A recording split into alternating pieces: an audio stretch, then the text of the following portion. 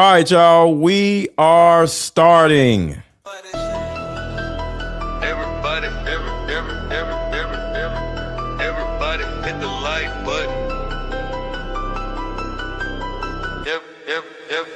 Everybody hit the like button. Everybody hit the like button. Everybody hit the like button. Everybody hit the like button. Everybody hit the like button. If you got something to say, drop it in the comments. Don't be acting afraid. What? Everybody hit the like button. Everybody hit the like button. If you got something to say, drop it in the comments. Don't be acting afraid. Drop your city in the chat. Let me know you at. Drop your city in the chat. Let me know you at. Drop your city in the chat. Let me know you at. Drop your city. What? Drop your city in the chat. What? Drop your city. What? Drop your city in the chat. Drop your city in the chat. All right, everybody, drop your city in the chat. Let me know where you at. Drop your city in the chat. Let me know where you at. Make sure, put a 1 in the chat if you can hear me well and see me well. All right. So Candace kind of like went live. She literally said, I'll see you next week in a tweet or something. And all of a sudden, she pops up and went live right when I was going live. So I rescheduled the show. Well, I thought I rescheduled the show. The show didn't get rescheduled because I hit the thing and apparently it didn't go through. So everybody's sitting around waiting and they're just like, what's going on? And I'm like, I scheduled it for 8 o'clock. It didn't go through. So that's the reason why everything went crazy. I kind of like flipped out when I seen Candace live and I'm like, oh crap. Cause I wanted to see the show. And I got a video fresh off of Candace's show that I'm going to talk about. So we are about to talk about psychological warfare. And this is about to be extremely eye-opening. I talked about this a little bit in a pre-recorded video I did yesterday, but we're going to expound on this a little bit farther. So let's start with this, and then we're going to go to the psychological warfare that has been happening with Turning Point USA and us. All right, so let's look at this real quick. Despite what you might be thinking, these two circles are not equal. I repeat, these two circles are not equal. One is in fact larger than the other. What I need you to do is determine which one that is. So right now, I need everybody in the comments to tell me which circle do you think is larger than the other one.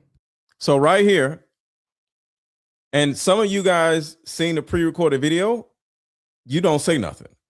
But for the people who have not saw the pre-recorded video, look at this and say in the chat, either the blue or the red, which one is bigger? Because this is very important to the rest of this show. So I'm saying it again, show it again. And if you know the answer, don't say it in the chat. A lot of people did not see this, okay? So let's do it again. Despite what you might be thinking, these two circles are not equal. I repeat, these two circles are not equal. One is in fact larger than the other. What I need you to do is determine which one that is. So right now, I need everybody in the comments to tell me which circle do you think is larger than the other one? So please raise your hand if you believe the blue circle is larger than the red. All right. Please raise your hand if you believe the red circle is larger than the blue. All right, very good. So there's a specific reason why I'm showing you this and I'm playing this. The reason why you guys think that one is bigger than the other, even though you're literally seeing something differently, if you look at these pictures, you see something differently. But, and I'm getting somewhere here, because the man said this, What to do is determine which one that is. so right now, hold on, because the man said this, Despite what you might be thinking, despite what you may be thinking, you hear that right? Despite what you may be thinking. So you were already thinking something, but somebody comes in front of you and gives you different information and changes the way you see something. And that is the point. Despite what you might be thinking, Despite what you may be thinking, these two circles are not equal. I repeat, these two circles are not equal. so this is an example of the psychological warfare that is happening on social media. A lot of us can easily, and I'm going to answer the video in a second, but I want to give you guys this preface. Despite of what we may be thinking when it comes to the Tyler Robinson situation, Turning Point USA, everybody else, the president even said some crazy stuff. Everybody on social media that is on that side is saying to you, despite of what you may be thinking, regardless of what you think when it comes to this Tyler Robinson situation, even though that everything points and says that Tyler Robinson couldn't have done this to Charlie Kirk, despite of what you may be thinking, they turn around and say, Tyler Robinson did this. And we're just like, how? Like, and then the trial comes up, or the preliminary trial comes up, and they literally say Tyler Robinson didn't do it. But Turning Point USA, with their psychological warfare that they learned from Fort Huachuca, we'll talk about that also. You turn around and ignore what you see because somebody told you to ignore what you may see. Watch this. One is in fact larger than the other. What I need you to do is determine which one that is. So right now, I need everybody in the comments to tell me which circle do you think is larger than the other one? So please raise your hand if you believe the blue circle is larger than the red. All right. Please raise your hand if you believe the red circle is larger than the blue. All right, very good. I'm going to come back to the answer, but first I have to show you this. It's the video of the sniper taking the shot. It is exactly what you think it would look like, but it's one of the hardest things I've ever had to watch. I think everything's been proven. I think it's proven. It's, I would say, beyond probable cause at this. He said, it's been proven. Everything's been proven. I saw the video. There's nothing else to speak on. Put this man in prison. It's done beyond a shadow of a doubt. And all of this is leading somewhere. It's been proven. I think it's proven. It's, I would say, beyond probable cause at this point. I think that the question for me is how do you even get reasonable doubt when there's so much evidence? But the thing that I do just have to say is that I know that you guys watching on live stream couldn't see the last video that was shown. Well, it wasn't edited. It was zoomed in. Yeah. It was zoomed in from surveillance video off campus, and specifically the part of the Losi Center, the roof, and you see everything. He climbs over, he assembles the gun, he runs over to the edge, gets down in a prone position. Look how serious he is. He's so serious where he's almost believable, because he's just like, oh, it was just so much. And I'm wrecked by just watching this terrible video, because I saw everything. Like, he saw everything. He saw guts. He saw blood. He saw everything. It's like he just seen a horror movie, right? And you see the time, and we all know what time. And it was like so slow, just so watching those seconds, click, click, click, and then you see him take the shot, and he takes the shot. Do you see how theatrical he is? Click, click, click.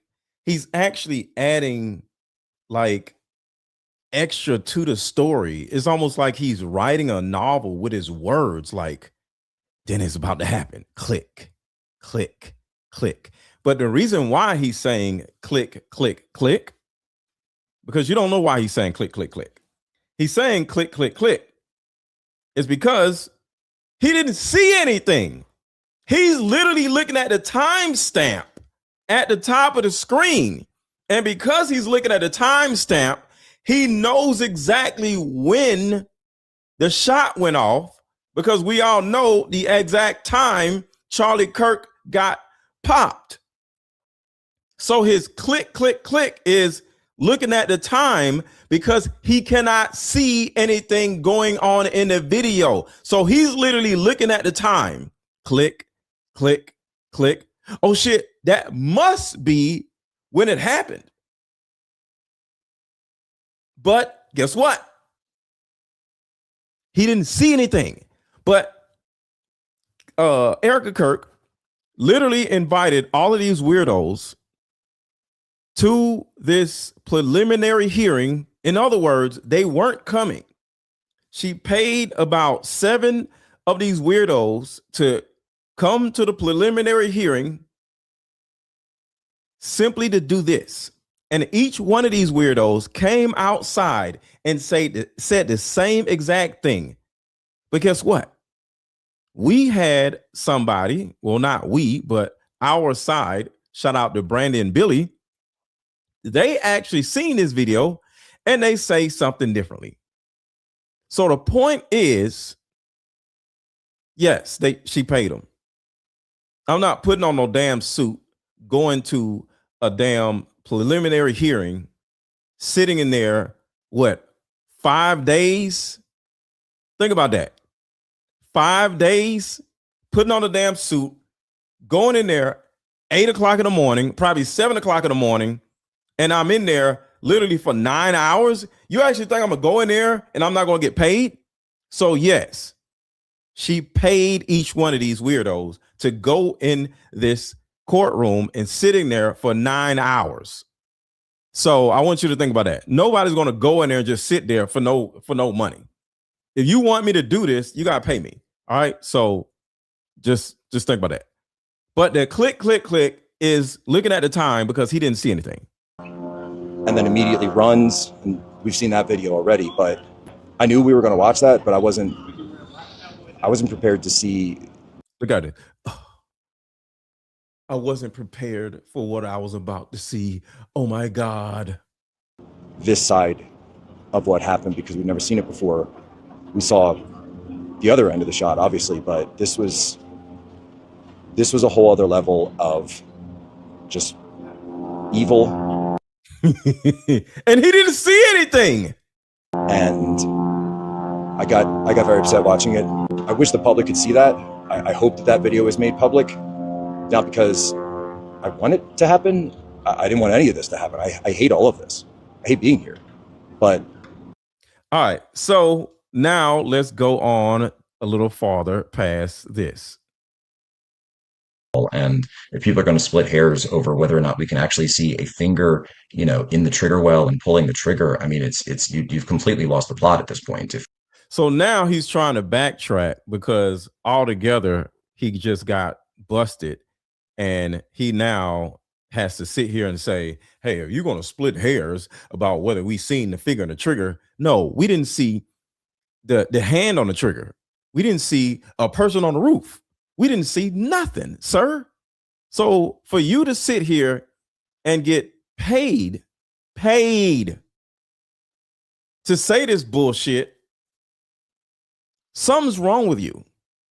If that's the level you're going to, the idea that, see, the thing about it is they never expected somebody from the other side, which is our side, to be in the courtroom. So I want you to think about this. Imagine if nobody except for the weirdos were in the courtroom. They would have got this off. So that's the reason why she paid these weirdos to come in and say all this stuff. And then come to find out, Brandy and Billy, or Brandy or Billy, I forgot which one of them that was in the courtroom, she actually went on X and told everybody that, hey, that video is the same video that we seen. They're lying. And her video went to like 4 million views. All right. And remember the video I showed you with the circles. We're about to come back to the circles because there's a reason why we're talking about this and the video with the circles. We have this video that it exists, that is one of the most stunning moments, one of the most impactful moments Look at him blinking. Look at how many times he's blinking. He already knows he's lying. Look at him blinking. in modern history, Now, this is the video. This is the video that shocked him so much. And some of y'all seen this, but some of y'all did not see this. So this is the video that just shocked the world. You can't see a damn thing. Virtually everything that was said was a lie.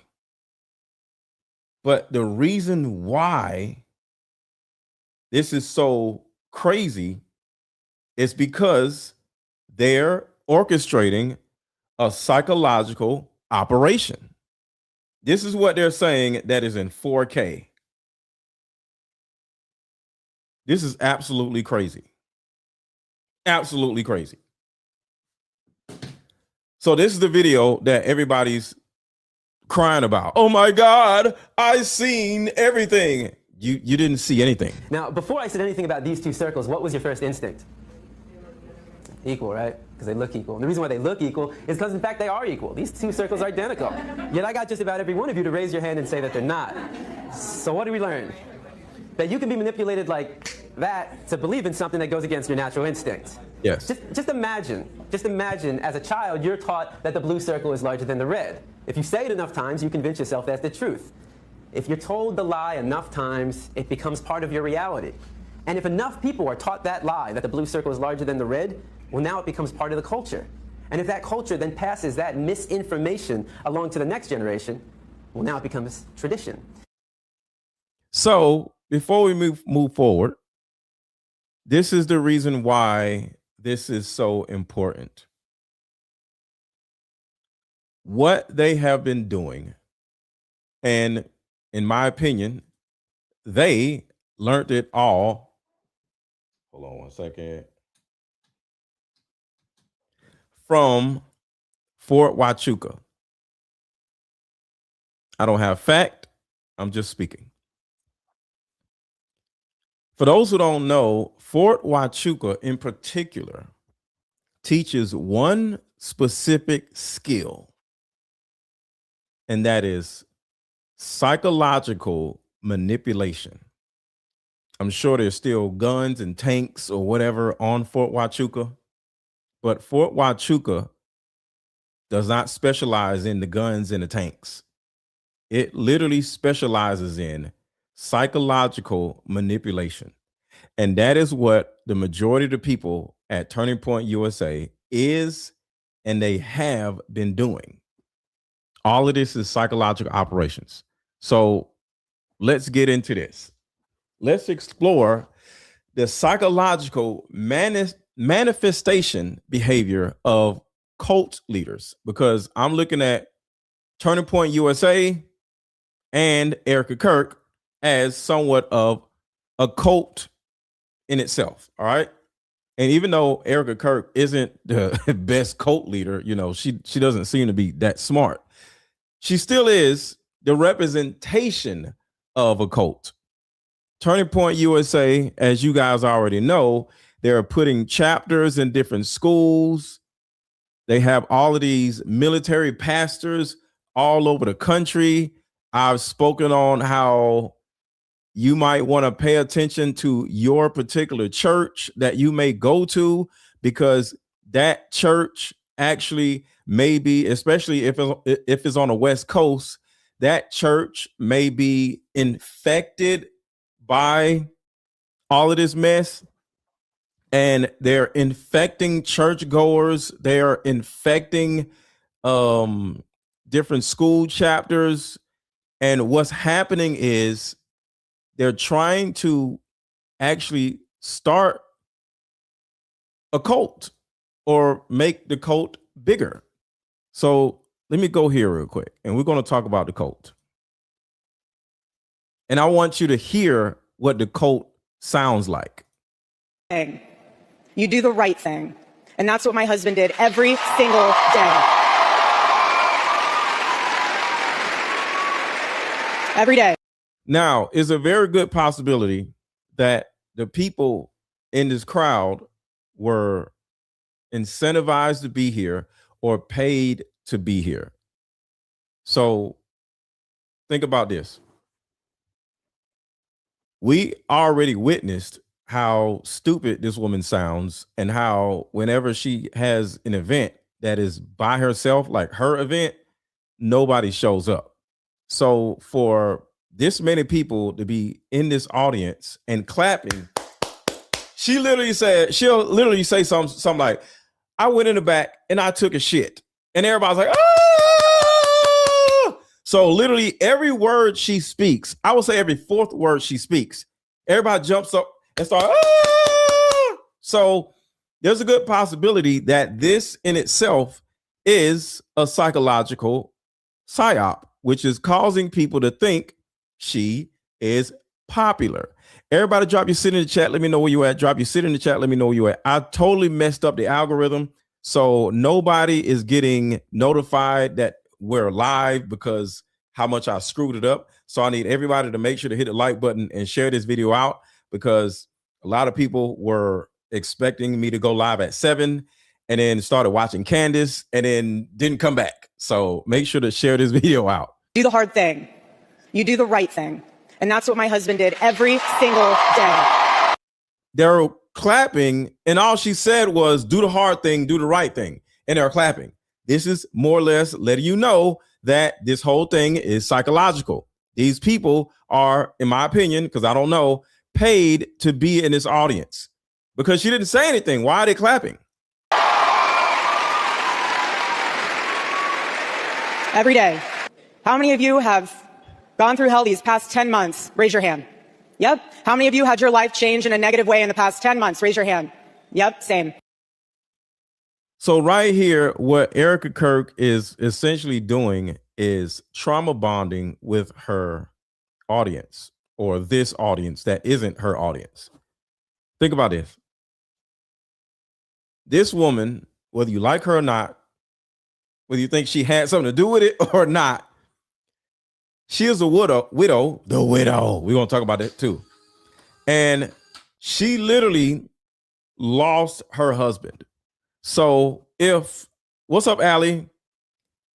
If she actually dealt with some type of sadness or turmoil, which it doesn't seem like she did, it literally looks like, she is kind of happy that he's gone. But everybody in the chat say the widow. Everybody in the chat say the widow. But let's say she did go through hell. Why are you spewing your sadness onto young people in the crowd? Because nobody has went through the type of hell that she has. So when she turns around and says, if you went through hell just like I did, raise your hand. I didn't lose my wife. I didn't lose my husband. Nobody in my family died. Like, why in the world are you going to just sit here and do this? Like, so listen again. Yep. How many of you had your life change in a negative way in the past 10 months? Raise your hand. Yep, same. You're in good company. You're in good company. So let me break down Baron style. I'm learning from Baron. Let me break down the psychological warfare that is in that video, and that I'm just going to break it down. So the first level or example of psychological warfare is something called thought stopping. Thought stopping. And this theory is by Dr. Bruce Lipton. And he wrote a book that changed my life personally about the biology of belief. And sadly, just like they did with the Bible, you can turn around and take the Bible or a good book like the biology of belief and literally change it and make it into something negative.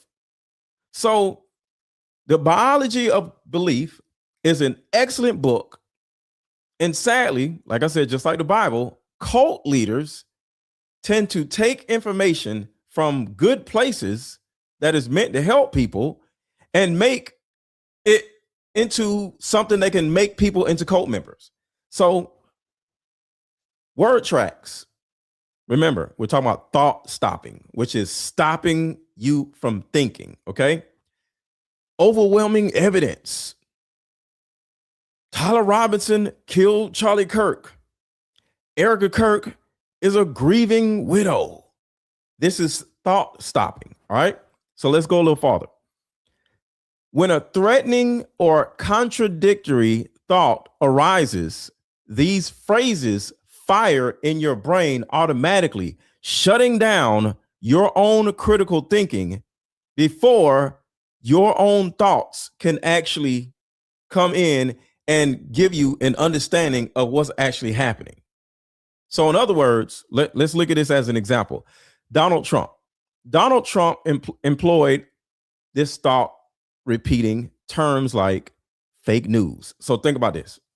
Say you are a Donald Trump supporter, and this is what thought stopping actually does. Say you think Donald Trump is the best thing since sliced bread. And then somebody comes out and says, hey, Donald Trump has us back in the Iran war a second time. Gas prices were going down. They sat down and they had this agreement and everything was going to be okay. I was already mad at Trump for having this war for I don't know how many months, but out of nowhere, this idiot comes in and he's going back to war with Iran when we thought it was over. In your mind, the thought stopping theory, if you are a part of a cult or Donald Trump's cult or Turning Point USA's cult, you know what you're going to say? Fake news. Fake news is a witch hunt. It's the deep state. These are the things that Donald Trump employed in order to push their cult members or his cult members into thought stopping. So no matter what type of new information I get in, if I'm a part of this cult, I'm like, fake news. It's a witch hunt. Everybody's just hating on Donald Trump. So when it comes to Erika Kirk, if somebody says Erika Kirk is an idiot, Erika Kirk doesn't know what she's doing. Fake news. You're just hating on Erika Kirk. She's a widow. How dare you? She's a grieving widow. So these are thought-stopping techniques that Erika Kirk and those people over there are doing in order to keep you or the people that are part of the cult from thinking critically. So let me show you another example of thought stopping. Exodus 22:22. You shall not afflict any widow or fatherless child. If you afflict them in any way and they cry out at all to me, I will surely hear their cry and my wrath will be hot. Deuteronomy 27:18. Cursed is the one who perverts the justice due, the stranger, the fatherless, and the widow. The widow. Isaiah 1:17, learn to do good, seek justice, rebuke the oppression, defend the fatherless, plead for the widow. So, do you see how she's purposely repeating the same thing over and over again? This is the psychological warfare. They're saying the widow, the widow, the widow, the widow, the widow. This is the word track that is a part of the thought stopping technique by Bruce Lipton. But like I said, shout out to Bruce Lipton, because Bruce Lipton changed my life. I'm never going to put any dirt on Bruce Lipton's name. But what cult leaders are using thought stopping to do is to say word tracks like overwhelming evidence. Erika Kirk is a grieving widow. Tyler Robinson killed Charlie Kirk. And it's all a lie. And just like the video that I showed you with the circles, you can literally see something and start to think like those two circles are the same. But all it takes is for somebody to come out and say, oh, those two circles are different sizes. And that is the thought stopping technique. So because I want y'all to think about how fast your brain change right here. Despite what you might be thinking, these two circles are not equal. I repeat, these two circles are not. Hold on. One is in fact larger than the other. So I want y'all to just think about how fast the thought stoppage happened on this live stream. You've seen these circles and you know damn well these circles look the same. But when he said this, despite what you might be thinking, these two circles are not equal. I repeat, these two circles are not equal. One is in fact larger than the other. And then right then and there, thought stoppage. You instantly was like, oh, new information. So now I believe what the person is saying instead of believing what I see. See, there's two ways of seeing. You see with your eyes and you see with your brain. What happens is, because I studied neurology, I'm not a neurologist, but I studied neurology. What you see has to then be interpreted by your brain.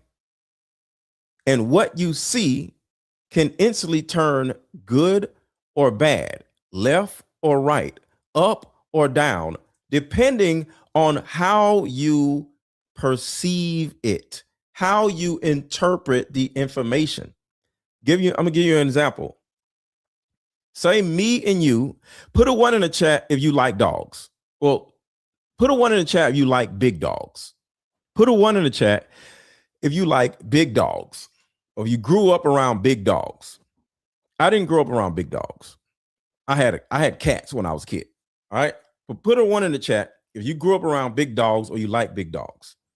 So me and one of the people that are putting a 1 in the chat, we're walking down the street, and all of a sudden we see a Rottweiler dragging its collar, dragging its leash, just wagging its tail, just coming towards us. I see a dog and you see a dog. But because I did not grow up around big dogs and I don't necessarily like dogs, what I see is going to be totally different than you. I'm going to see a Rottweiler that is about to maul the shit out of me, and I'm going to end up not having a hand or arm within the next 30 seconds. I'm scared. But since you grew up around big dogs or you like big dogs, the first thing you're going to see is a Rottweiler, and you're going to see the leash. I'm not going to see the leash. You see the leash. Exactly, Tamara. You see the leash. I see the dog. Because the first thing you're going to say is, oh, wow, an owner lost their dog. It's dragging its leash. Oh, my God.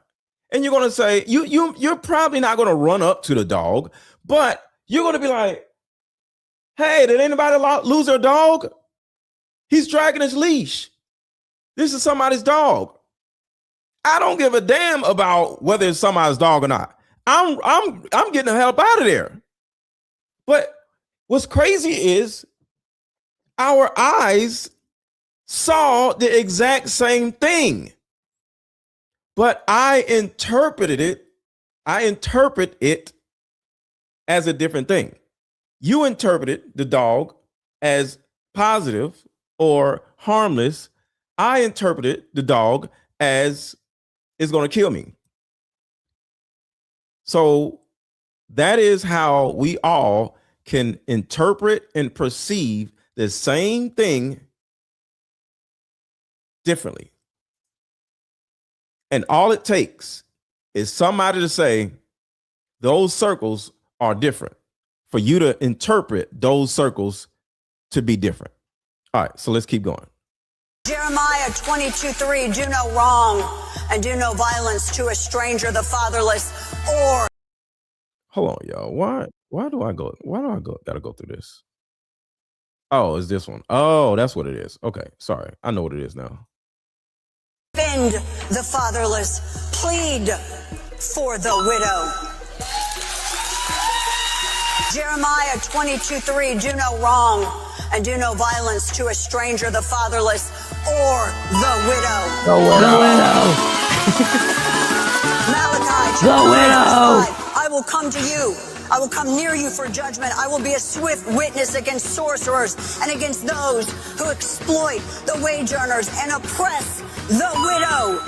So right there, as you can see, she is in the Bible and she's misinterpreting the Bible, just like somebody else can misinterpret the book called The Biology of Belief. And this is what cult leaders do. They'll go to a book that everybody trusts. A lot of y'all, if y'all don't know who Bruce Lipton is, he is somebody that was on our side.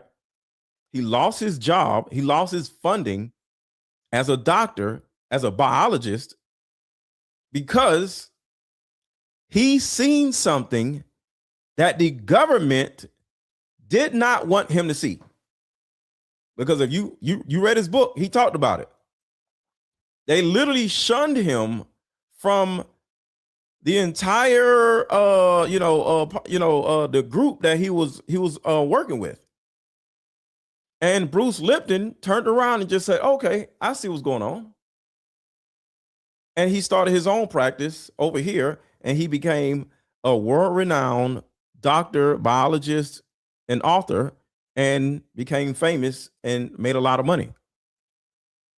But he saw something that the government did not want him to see when it came to biology, when it came to neurology. And he said, you can change, and this is what Bruce Lipton actually spoke on. He literally said, you don't need all of this medication. All you have to do is change your beliefs. Like, I don't take medication. I change my beliefs. I go to sleep earlier. I drink water. See, another thing that changes the way you think is alcohol. They put alcohol and the propaganda of somebody drinking alcohol in every last one of these TV shows and movies. Every time a rich white man sits down, he's sitting there, he turns around and says, let me pour you some scotch. I don't know what the hell scotch is. I never seen scotch ever in my life. But the rich white man with his suit on sits down and says, have a seat, and I'll pour you some scotch on the rocks. I don't know what the fuck scotch is. I know it's alcohol, but I don't know what the fuck scotch is. I never drank scotch ever in my life. But it will make you think that rich people drink scotch. Rich people drink liquor. And then every time you turn around, it's some person with a bunch of money drinking. And it causes you to want to drink yourself. And there's a possibility that damn person don't even drink at all. Back in the day, they used to do the same thing with cigarettes. Every famous person would be like, yes. It would just be this coolness about having a cigarette. Cigarettes are disgusting. But back in my mom's generation, everybody was smoking cigarettes. My mom smoked cigarettes. And I used to ask my mom, like, Mom, why do you smoke cigarettes? And she said, well, when I was young, it was just a cool thing to do, and I'm just addicted to it now. Do y'all know, just a fun fact, that the same company that made cigarettes, I can look up the video if I can find it, but the same company that made cigarettes bought Nabisco because cigarettes started becoming a negative thing and not a good, they started having to put may cause cancer on a cover. And then they pulled away and they bought Nabisco. So the same company that made cigarettes now makes cookies and Nabisco products, cereal, all kinds of shit. Just so you know. But the point is, propaganda and repetition and thought stopping is how they try to control you. And I wanted to make it outside of Turning Point USA, along with Turning Point USA, because there's so many pieces to this. And it's because it's not just this Erika Kirk, Charlie Kirk stuff. It's normal life. All right. So let's keep going. And the fatherless. 1 Timothy chapter 5, verse 3. Honor widows. James chapter 1. Verse 27, pure and That's the Lord- undefiled this is the religion Lord of the before Rings God clip. and the The fatherless Queen. is to visit orphans and widows in their trouble. See, they're weaponizing the Bible. They're making people that are questioning Erika Kirk as terrible people because how dare you question a widow? This is psychological warfare. Fort Huachuca taught these weirdos how to run these plays. Our Lord God defined. Oh my God. Our Lord God said what? I believe in God, but I hate how she's weaponizing our Lord God. You know what I'm saying? Like, come on, man. Christ is king. So I don't ever want y'all thinking that I'm not a person that believes in God. You know, I shit on but this is the reason why. You know, I spend a lot of time shitting on churches. I shit on evangelistic people, but I never want anybody to think because I'm shitting on these evangelistic people that I don't believe in God. I love God. Christ is king. Everybody in the chat, drop your CIKs in the chat right now. Christ is king. Drop it in the chat. I just want to make sure. Christ is king in the chat. But churches, I don't mess with churches. I don't mess with pastors. I don't mess with evangelists. I think they're all pieces of shit. All right. But drop CIK in the chat. Himself as a quote father to the fatherless and a defender of widows. Widows. Widows. But this is the reason why I don't mess with churches, y'all. This is why, because they weaponize the Bible to make you into a damn cult member or some shit. Virtually every cult that ever existed, as far as I know, use either the Bible or some other type of religious scripture in order to get you to become a cult member and then inadvertently give your kids to the damn cult people.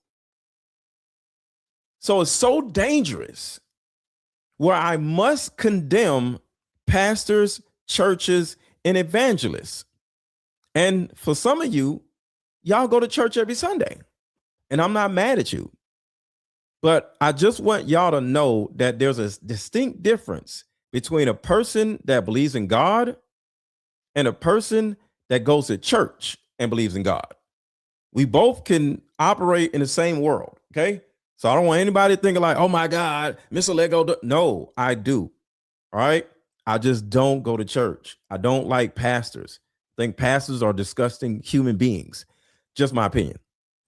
Widows. The widow. You shall honor the widow. Let's talk for a minute about the evidence. They're building their case, and they are building the scaffolding of a very, Hey, look at his eyes. very strong case against Tyler Robinson. It was emotional. You know, that last video that they showed that was zoomed in, you could see it as clear as the noonday sun that he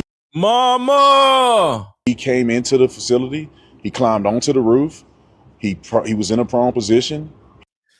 This man, He took a I really don't like the tater tot dude. I literally do not like this dude. I call him Officer Tater Tot. I do not like this Tater Tot dude because he's a fellow black man that sold out not only black people, but white people. He sold out everybody. See, usually when a black man gets paid to sell out, when you hear a black man that sold out, he sold out black people, right? That's bad enough. Officer Tater Tot sold out all of us. That makes him even worse. You sold out America and not just black people. So I really do not like the Tater Tot dude. Mama. And he's dumb. He is dumb, but it is what it is.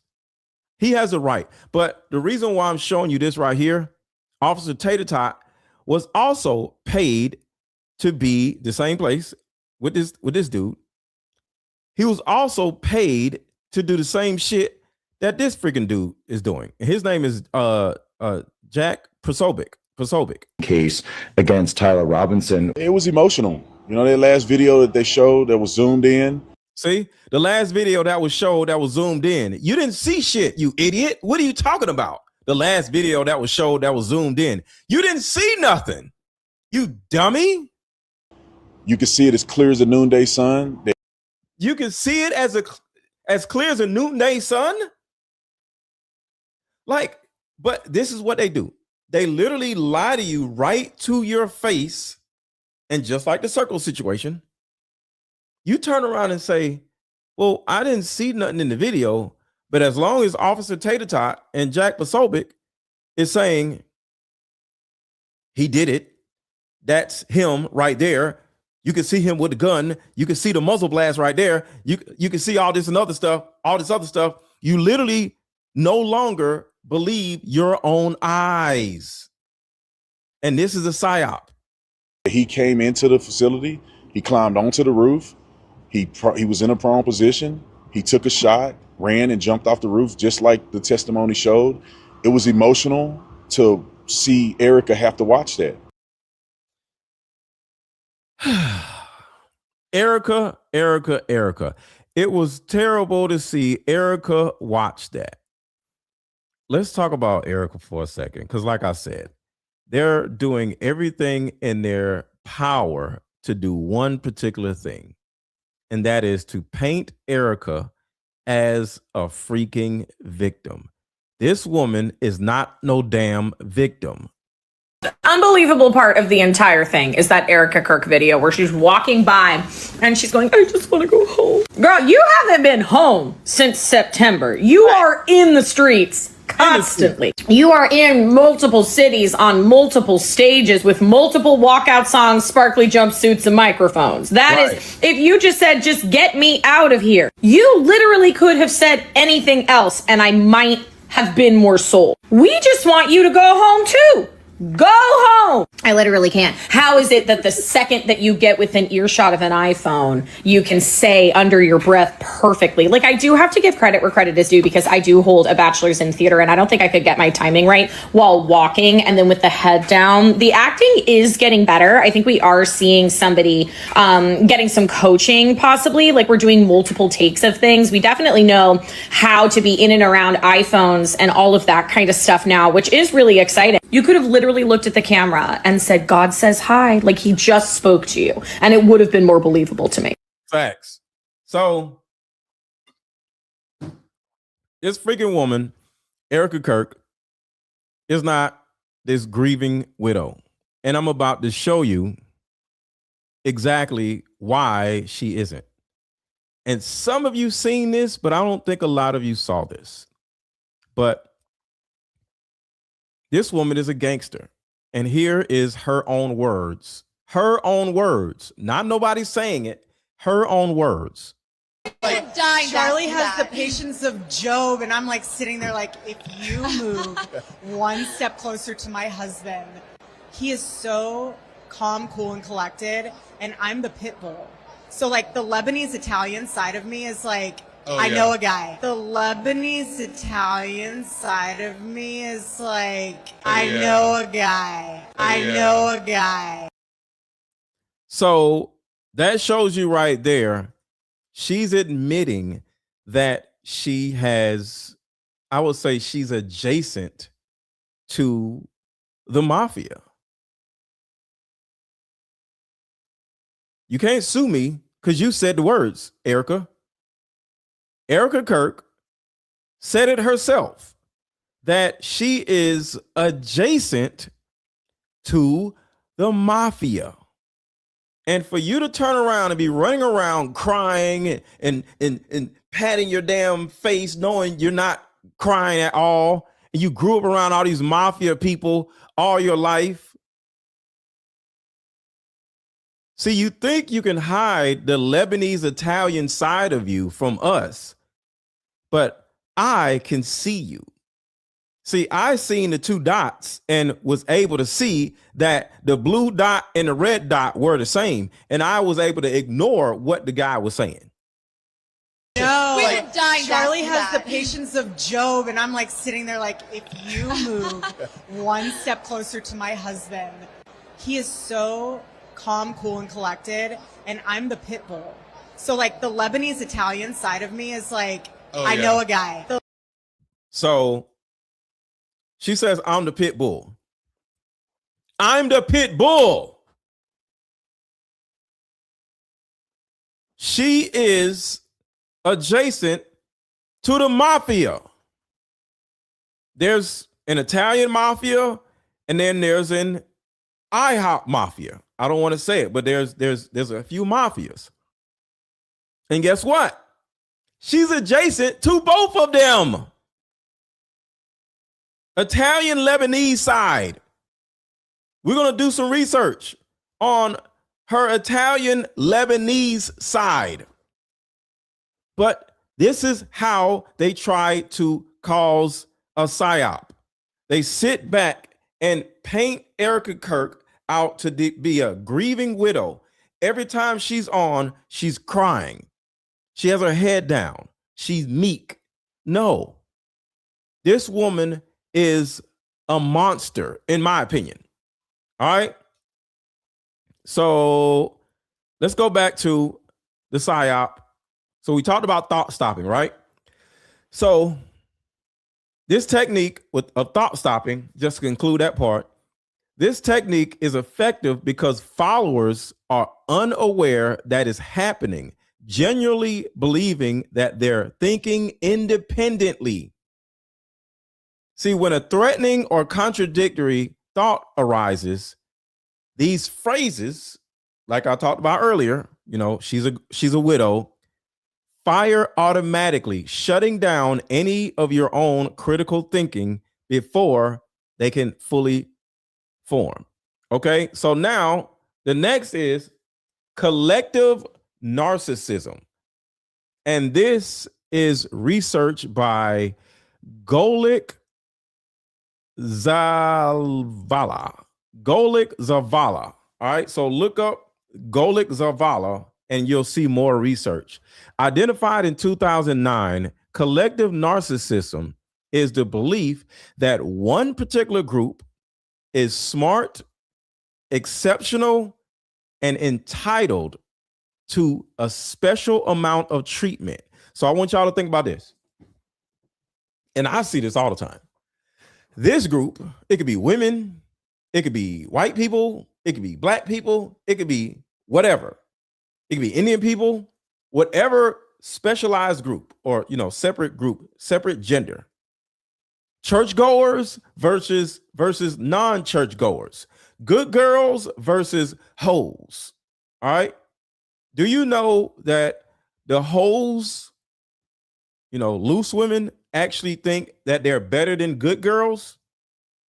And the good girls think they're better than the hoes? I did a whole documentary on that when because I you know, I've been a coach for the last 7 years.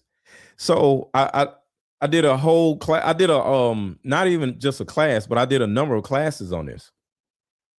Whatever group that you think you're a part of, you think you're smarter than the other group, you think you're more exceptional than the other group, and you think you're entitled to special treatment. So just before I keep going, Can you see hoes thinking they're better than good girls? Yes or no? Because I want to make a point right here. Say yes or no in the chat. Can you see hoes thinking that they're better than good girls? Yes or no? Yes or no in the chat. Let's go. Yes or no? Because I want to see.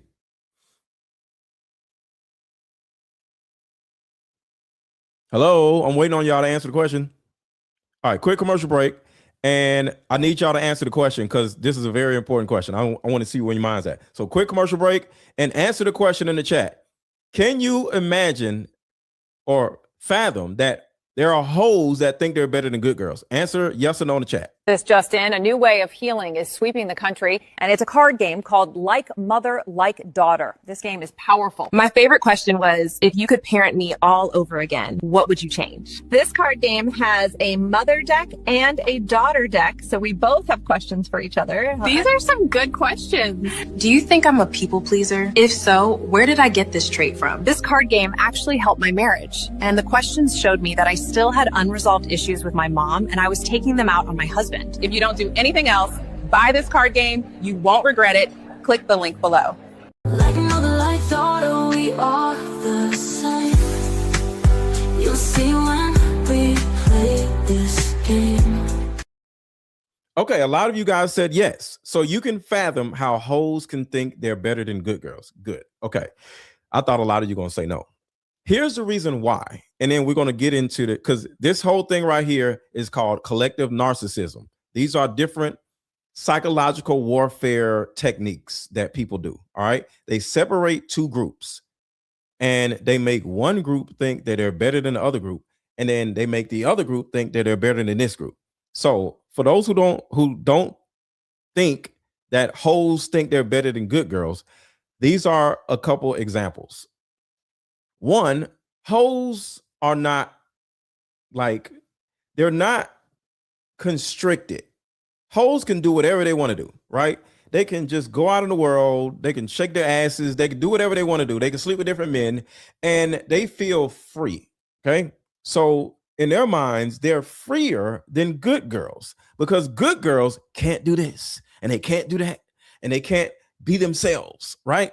So hoes look at good girls as, oh, I would never want to be one of those women. That's disgusting. I am liberated. I can do whatever it is I want to do. And then another thing, hoes, they get flown out left and right. They'll meet a guy on Instagram and he's like, yo, I'll give you $1,000. Come see me. And then she's like, ooh, $1,000, let's go. The good girl, if somebody DMs them and says, I'll give you $1,000, even though she's late on her bills and she's about to go homeless, she's a good girl. So she's going to say, no, I have my dignity. I'm just going to find a second job to pay my bills. But the hoe, she's just like, let's go. How much you got? You, let's go. You, let's go. So to one demographic, they could turn around and think that they are better than another demographic, and simultaneously the other demographic would think that they are better. So that is collective narcissism. I personally call it the intellectual victim. They're smarter than everyone else, but can never seem to escape being manipulated by people that they are smarter than. The feeling of being both superior and a victim is how a lot of people lead their lives. Erika Kirk, she is this superior victim. She's on stages. She's flying around in private jets. She's walking up saying, stop, right? She thinks somebody's supposed to listen to her. Remember, she came online with all black on, looking like Janet Jackson, breathing all in the damn camera. Hold on, where's she at? This is her right here.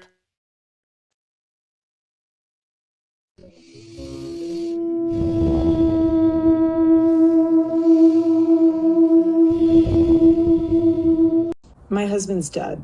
Like, I'm not trying to be morbid, but he's dead. So she has this tough side of her, has this highly intelligent side of her. She's the CEO of this billion-dollar company, but at the same time, she's a victim. She's crying, she's whining. So this is collective narcissism, where you're so much of a narcissist where you don't know if you're up here or if you're down here and everybody's attacking you. So that is collective narcissism.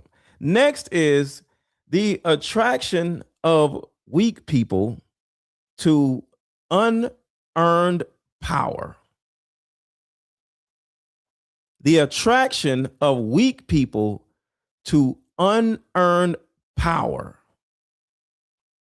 We're still in collective narcissism, but the way they get people, they attract weak people to unearned power. See, there's a huge amount of men and women that haven't done anything in their lives. They're not necessarily smart. And they look around in the world for a way for them to fit in without earning it. You're not athletic. You're not intellectual. You can't hold a good conversation. You can't get women. You can't get a man. You're not attractive. You're not smart. You're uneducated. You're broke. And that group has unearned power. But just like anybody else, those people, they want to be a part of a crowd also. So collective narcissism makes you lie to yourself and think just because you're around these people over here, you now have power, even though you didn't earn it. So psychologist Bob Altemeyer research suggests that weak people are drawn to systems like authoritarian movements like MAGA, as well as mega churches. So sadly, a lot of people that go to church, especially the mega churches, they can't even afford to be in there. But guess what? If they see that you're devoted, you can come in there and you ain't got no money. You could be a part of this mega church. And being a part of a mega church puts you in a position where you feel like you're a part of something that's bigger than you, even though you have unearned power, because you now have the power. Because now, since you're this mega church goer, you can run around and look down on the people that go to the little churches, or you can look down on people that don't go to church at all. So even though you ain't earned nothing in your life, just because you're a part of this mega church, it's we believe this, we believe that, instead of you believing it. Because these places, these entities offer power and status without requiring any effort or merit. Loyalty is the only prerequisite. And this is an example of collective narcissism. They like to collect as many narcissistic people, no matter where your background is, and bring you all together and start a cult. When these individuals gain unearned power, guess what they do? They often use it to punish those who made them feel inferior or take advantage of others instead of offering help to those people. The next one is, and these are different psychological operations. Sea lining. This tactic describes exactly what losers like Andrew Wilson do when they are losing a debate. It's called sea lining. So he starts yelling, "Where's the evidence? Where's the studies? Where's the data?" Secretly hoping that the evidence never shows up. The evidence doesn't exist. So I'm going to show you an example of what C lining does and how it affects other people. Do I have a video? Yeah, I got a video. Hold on a second.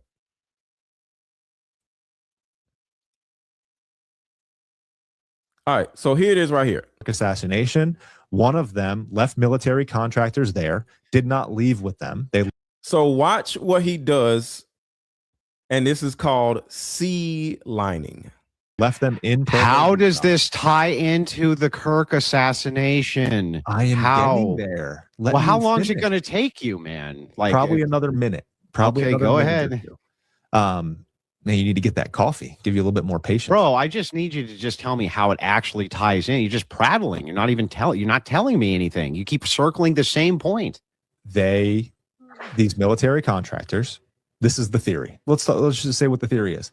They were dropped in Provo, Utah. They did not return on the flight, so they were there, present in Utah, the week prior to Charlie being assassinated. An eyewitness at UVU, this was reported to Candace Owens, said that they saw an individual dressed in black on the Los building roof where the shot allegedly came from. We're looking at obviously the event, but that comes from an eyewitness at UVU and an anonymous source. Source. Yeah. So the correspondence from an anonymous source to Candace Owens is linking together that an Egyptian plane dropped off assassins who then went and killed Charlie Kirk. Do you have any evidence whatsoever that links anything that had to do with this plane or these assassins to the assassination of Charlie Kirk? Any. So he goes on to start yelling at Zach Costello, and this is called C lining. The tactic describes exactly what Wilson just did. You just start yelling at the person. Where's the evidence? Where's the evidence? Where's the evidence? And that is narcissistic behavior. Instead of just having a conversation and saying, okay, I got it. Well, this is what I have to say. But you want to start yelling at them. Where's the evidence? Where's the evidence? So that is C lining. The next is dissonance-induced blame shifting. All right. This, in my opinion, is the most insidious manifestation of all of them because it causes cognitive dissonance. When people make a choice that proves detrimental, their brains start to struggle to admit fault. We've all known a person that was wrong, but regardless of what, they cannot admit that they're wrong. And this is the reason why they can't admit they're wrong, leading to dissonance-induced blame shifting, where they find an external entity, external people, external events to blame for them making the mistake. Put a 1 in the chat if you know somebody that does this. A lot of people do it. A lot of our mothers did this when we grew up. Because when you're a kid and you're like, Mom, this isn't making a lot of sense. Don't you talk to me like that. I'm your mother. I understand that, but that's wrong. Don't talk to, so they turn around and use a way to blame shift because now I'm a terrible person because I disrespected my mother. No, I'm just telling you that what you just said was wrong. Can you imagine hearing your mom say 2 + 2 = 5 and you say, Mom, it's 4? How dare you say that to me? I'm your mother. I birthed you. Okay, but I'm just telling you that it's not 5. So that's kind of like what dissonance-induced blame shifting is. In a relationship space, as an example, women blame men for their unhappiness, and men shit on women for not choosing him instead of better performing men. When people make a choice that proves detrimental, the first thing they're going to do is cause a scene, because at the end of the day, it affects their identity. So for unknowing cult members, shared victimhood is literally the only thing that they have. So they can't let go of the shared victimhood. Even though somebody else may say, this is wrong, this is bad, you're going to turn around and look at your people and say, hey, you hear them? They're trying to tell us that we're wrong. And instead of just looking at things and saying, damn, okay, I might be wrong, you'd rather be a victim than be wrong. And that is the cognitive dissonance. Admitting that they're wrong deeply hurts their entire identity of this all-knowing victim. How can I be wrong out of all people? Me? I'm wrong? Next thing you know, you try to find a way to be a victim of the person that is telling you that you're wrong. Because the reason why is because you cannot let go of your identity of this smart person. Because if you walk up with this identity, you can't say you're wrong because your identity is wrapped in your cognitive dissonance. This would mean that they aren't all-knowing victims if they admit that they're wrong. So a lot of these different things put people in positions where they can't admit that they're wrong. They can't admit that Tyler Robinson may not have killed Charlie Kirk. It's bigger than ego. Somebody said ego. It's bigger than ego. It's actually the need to be part of a group. See a lot of people, a lot of slow people, a lot of dumb people, a lot of people that don't necessarily have a lot, they don't have an ego. They don't have an ego because they don't have anything to wrap their ego around. But they'll go to this mega church. They'll become a part of Turning Point USA chapters.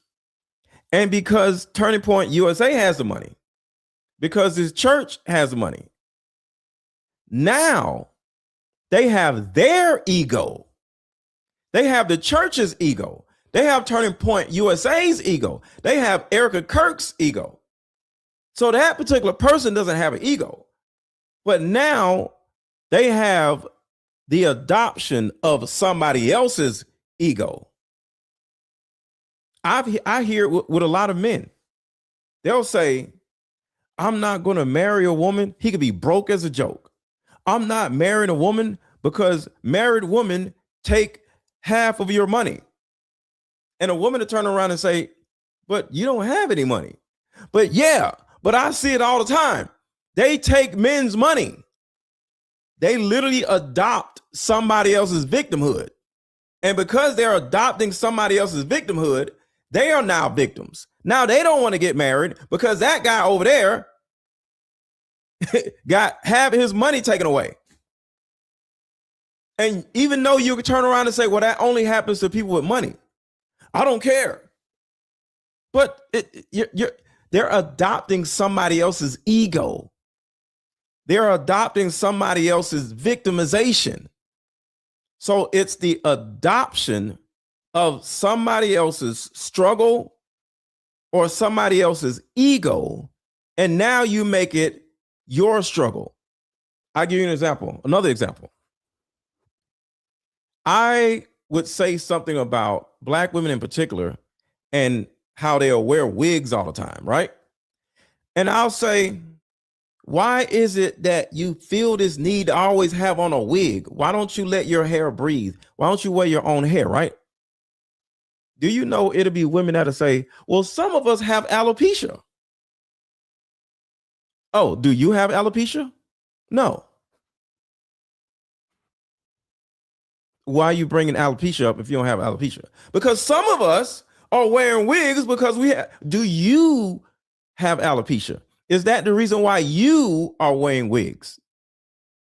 And they'll turn around and say, well, no, but they have alopecia.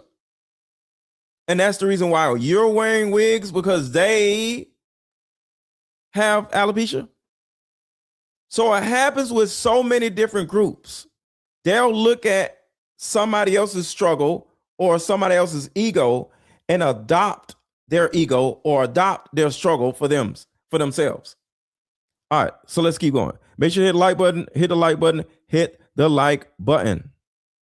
Or any footage of the alleged shooting? There is not, Judge. Okay, I just wanted to clarify that. So when they came out of the courtroom lying, talking about it's all of this evidence, right? Overwhelming evidence. In the courtroom, he says there is no evidence. Is there any footage of the alleged shooting? There is not, Judge. Okay. But if they say it enough times, if enough influencers are saying the same thing outside of the same courthouse, what happens is you'll ignore what the actual evidence is and what they said in the courtroom, and you'll literally listen to Officer Tater Tot and Jack Posobiec say there is evidence, when in court they said there is no visual evidence of anything happening on top of the roof. But the psychological warfare causes you to ignore what you actually see.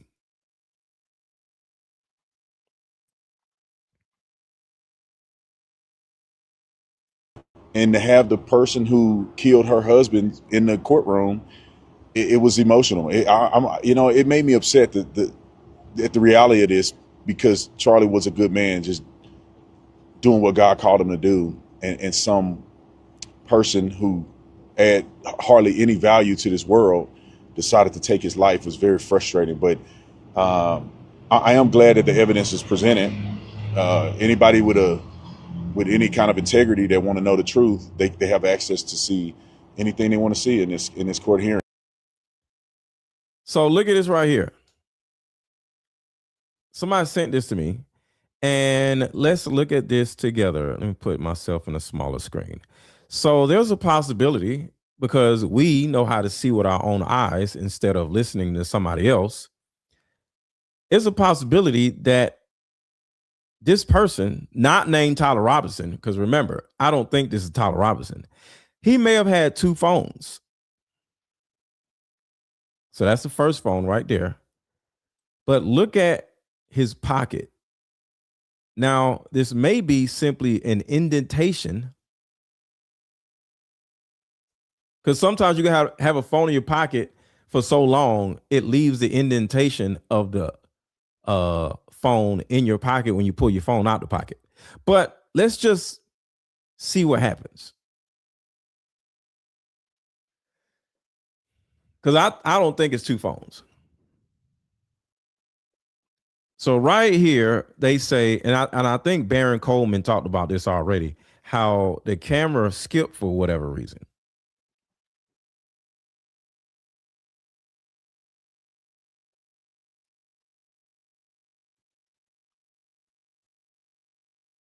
There's some in his other hand.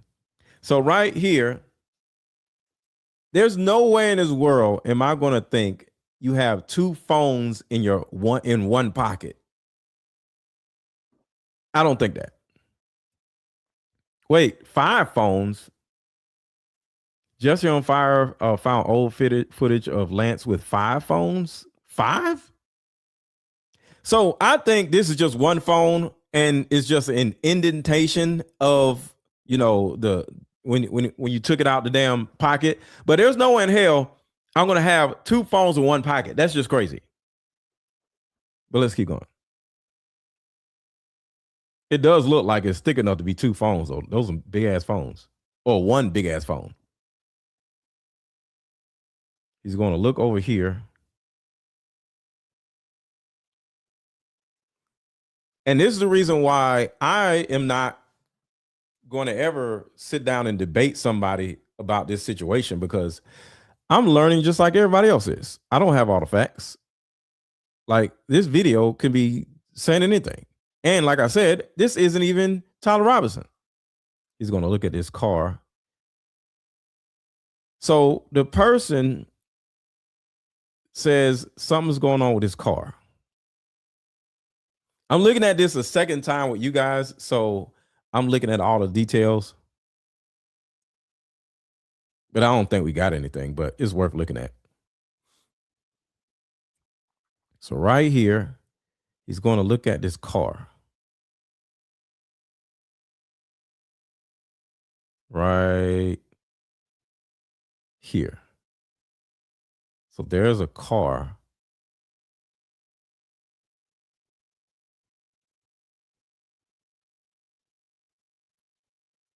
Now, that car looks gray. Is Blake Neff in the chat? Blake Neff is not in here. And if Blake Neff is in here, I'll bring him up. But I doubt if Blake Neff is in the chat. This looks like a silver car, and the rims look different. So this is not the Challenger. Whoever made this video, we're just entertaining it.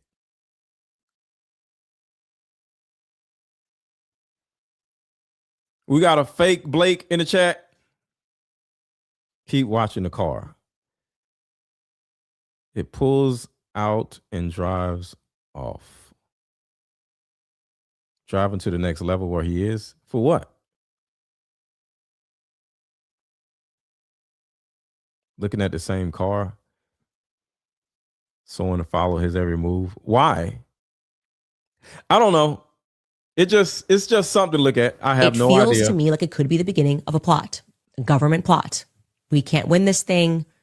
We need to get influencers, independent journalists off of this entirely. We need a big event that allows us to crawl back speech. Think of it like 9/11. 9/11 happens, and then it's like, well, we got to take away your freedom. We got to get this bill passed immediately, take your shoes off and belts off at the airport, and now the government is allowed to spy on you because this terroristic event happened, and we're doing this for safety. I feel like that needs to be said, that people are sensing that that's their plan here, you know, to pull like, you know, Erika got harmed by someone or Erika harmed herself. And none of this would have happened if it wasn't this culture of quote unquote digital assassination. And may I just state emphatically that Charlie Kirk was so opposed to this idea that speech equates to violence when you're not calling for violence. You're investigating real violence. And now they're saying you investigating the violence is the violence. Which is absolutely crazy. All right. So I wanted to play this. I might do a different live stream about this, but let's look at it. So Dr. Frank. So this is right here, fresh off the presses. This is what Candace talked about involving Frank Turk. Let's listen. So Dr. Frank Turk really hates me. I gotta tell you guys, I just don't get the feeling this guy likes me. I don't think he's a friend of the show. He's been crashing out tons of clips we haven't shown you of him going around. He's kind of been the leader of the Christian grift. It's kind of his entire brand and really kind of the legacy, I would say, of his family's involvement in the military. I mean, it is just so obvious to me that all of these pastors were a part of the broader psychological operation against Christians to tie us to Israel. I mean, there's so much I could say, but I'll save it for the book club. But him in particular, we got to get deeper into the Frank Turk story and where his family comes from and what they're involved in. But I do want to just give him a round of applause for unlocking another level of propaganda. I personally am proud of us. I'm proud of me. These levels of propaganda are becoming aspirational. The speed at which they move through various themes and can't keep track of the thing they said yesterday. Candace is demonic. Candace is a digital assassin. Candace is stupid. No, she's really smart, evil genius. It's difficult to keep up with, right? But when one of the propaganda campaigns fails, they always launch another one. And today, Pastor, Dr. Frank Turek wants you to know that it's difficult to keep up with, right? But when one of the propaganda campaigns fails, they always launch another one. And today, Pastor, Dr. Frank Turek wants you to know that watching my show could lead to marriage strain and divorce. Whew, heavy. Apparently, someone's husband wrote into his show. Now, I just want to say off the bat, there's been no evidence that the writer of this script is not actually Blake Neff. And even if it were Blake Neff, he probably wouldn't remember. Anyway, here is what this anonymous husband had to say to Dr. Frank Turek. I'm writing because I'm at a point of desperation, and I'm hoping you might offer some biblical wisdom or practical advice. My wife and I are both Christians, but over the past several months, she has become deeply influenced by Candace Owens' recent content regarding you, Israel, and a number of broader conspiracy-related topics. She has come to believe that you are dishonest and you are a false teacher, and even that you are involved in criminal wrongdoing. She also believes that there are vast hidden forces controlling world events, governments, media, and churches. That's true, sir. That is true. The government controls people through the church. The reason why I don't fuck with churches, because churches are a part of the government psyop, in my opinion. And if you go to church, I'm not mad at you. You know, you have your own belief system. That's cool. But in my opinion, churches are part of the psyop. From everything I've studied over the years, I've reached a very different conclusion. I continue to believe you are sincerely serving Christ through apologetics. Well, I don't think any human being is beyond criticism. I know I'm certainly not. I have not seen credible evidence to support the accusations that are being made against you. What concerns me most isn't simply that we disagree. It's that these beliefs have become central to our conversations and are creating an ever-widening divide in our marriage. Almost every discussion eventually returns to these subjects, and it has become increasingly difficult to have peaceful conversations. Let me pause right here. This reminds me of the proverb that talks about one of the things God hates. One of the things God hates. Here we go.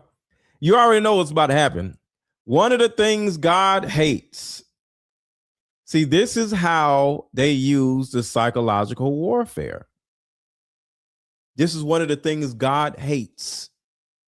So anything that comes after what he says, you're supposed to do the same thing because God hates it. Therefore, you have to hate it. This is what they do. This is what these weirdo pastors do. They literally say certain things. God hates this. Therefore, you have to hate it too. That's the manipulation. Difficult to have peaceful conversations. Let me pause right here. This reminds me of the proverb that talks about one of the things God hates, and that's someone who causes dissension among the brothers. All right, let me continue. No, we can pause there. I've tried That's listening good. carefully. I've We tried get it. asking questions We get instead it. of arguing. That's good. I like this level. You know, I actually, I wasn't gonna do it, but I too had a letter written into the show that I'd like to read. It says, "Dear Candace, you are very beautiful and wonderful and perfect and profound. And me and my husband have come together closer since watching your show. We are closer than we've ever. We were on the brink of divorce, and then we started watching your podcast. And because we watched your podcast, we know that we will be together forever and ever. And they are be FaceTiming their dad in the middle of the day. Okay, let's actually recap his story before I tell you who his kids are. Some people are saying, you said you were on FaceTime for 9 hours. I never said I was on FaceTime for 9 hours. I was FaceTiming my son and daughter. You did say you was on FaceTime for 9 hours, and we're going to prove it. In-law, when the shot rang out, I put the phone in my pocket, not even remembering they were there, because as soon as Charlie shot, I'm heading toward him and then running with him. I just put it in my back pocket. They heard the entire thing until we got to the hospital. When I pulled it out of my pocket, they were still there. I, talked to them, said goodbye. That's when I called Jack Hibbs to pray, and I Seth Dillon called me because he had heard what had happened. So I'm talking to him on the phone.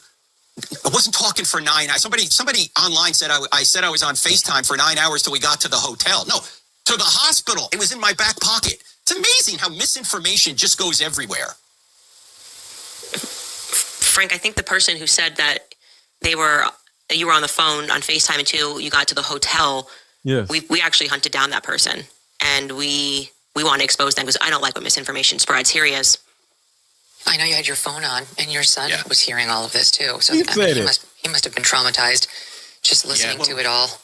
Yeah, it was my son and daughter-in-law. I mean, he's 35 years old, and I was FaceTiming them because they love Charlie. Okay.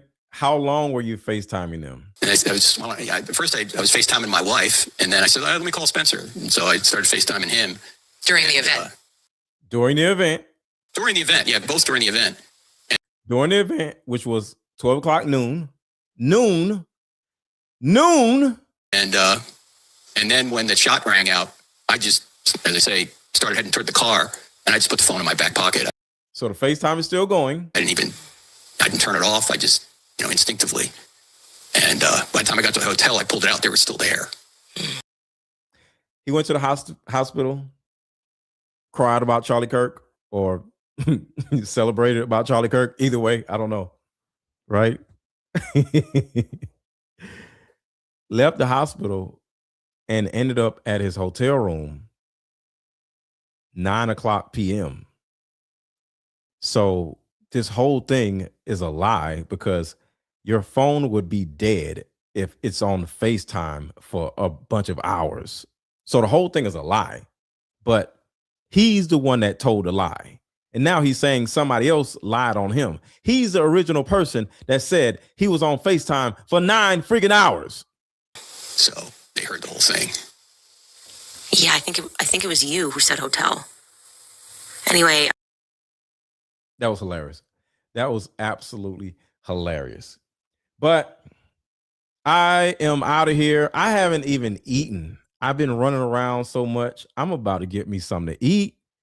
Like, it's 9:00 and I haven't eaten a damn thing. I am starving.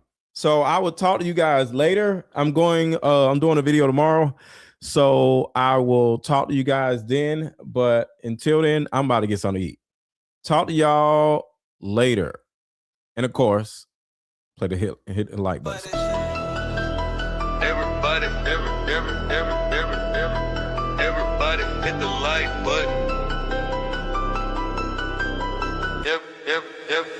everybody hit the like button. Everybody hit the like button. Everybody hit the like button. Everybody hit the like button. Everybody hit the like button. If you got something to say, drop it in the comments. Don't be acting afraid. What? Everybody hit the like button. Everybody hit the like button. If you got something to say, drop it in the comments. Don't be acting afraid. Drop your city in the chat. Let me know you at. Drop your city in the chat. Let me know you at. Drop your city in the chat. Let me know you at. Drop your city.